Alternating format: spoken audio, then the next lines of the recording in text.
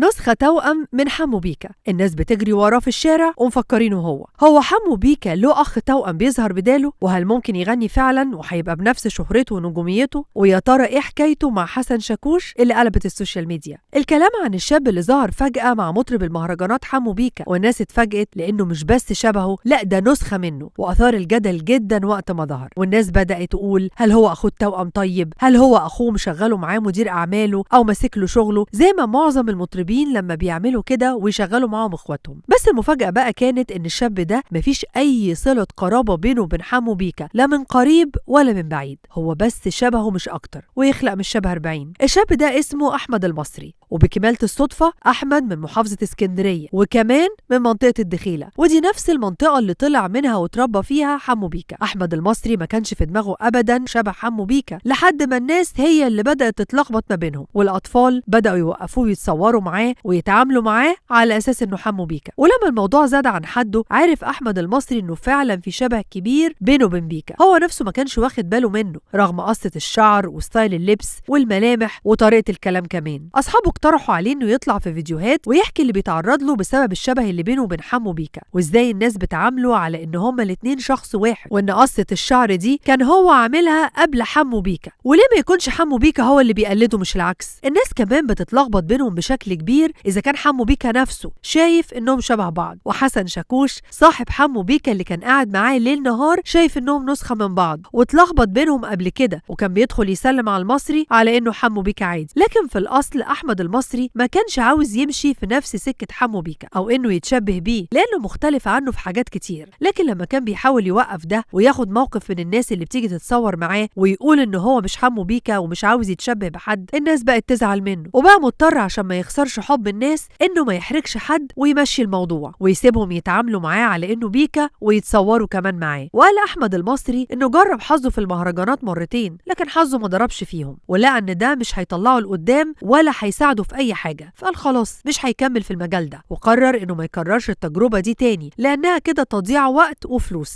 وده كان بعد ما عمل كليب مع المغني الشعبي محمود الليثي. احمد المصري ملوش في الغنى، ولما جرب كمان اتاكد ان ده مش مجاله ولا حتى هوايته، لكن اللي نفسه يعمله بجد انه يمثل، لانه شايف انه بيعرف يمثل وفي ناس شهدت له فعلا بده، ومحتاج بس انه ياخد فرصته. وفعلا بدأ يمشي في الطريق اللي هو حبه، واتطلب في دور وراح صوره، لكن لسه ما اعلنش عن الدور ده ولا عن اي تفاصيل ليها علاقه بالتصوير. وفي مره مدير اعمال حمو بيكا اتصل باحمد وقال له انه عاوز يطلع في لقاء تلفزيوني بدل حمو بيكا لانه كان في السعوديه وقتها، لكن لما احمد راح التصوير ما توفقش في اللقاء ده خالص. ومش حمو بيكا بس اللي ليه شبيه، ده كل الفنانين تقريبا بيتكرر معاهم الموضوع ده، وفي فنانين كتير ظهر ليها اكتر من شبيه زي كزبره وويجز، وفعلا يخلق مش شبه 40. لكن انهي فيهم اللي هيظهر في حياتنا ونشوفه الاول؟ هو ده اللي مش عارفينه، كلها ارزاق ومحدش بياخد اكتر من نصيبه. في النهايه مستنيين نشوف ارائكم وتعليقاتكم، وما تنسوش اللايك واعملوا فولو لصفحتنا على الفيسبوك واشتراك لقناتنا على اليوتيوب.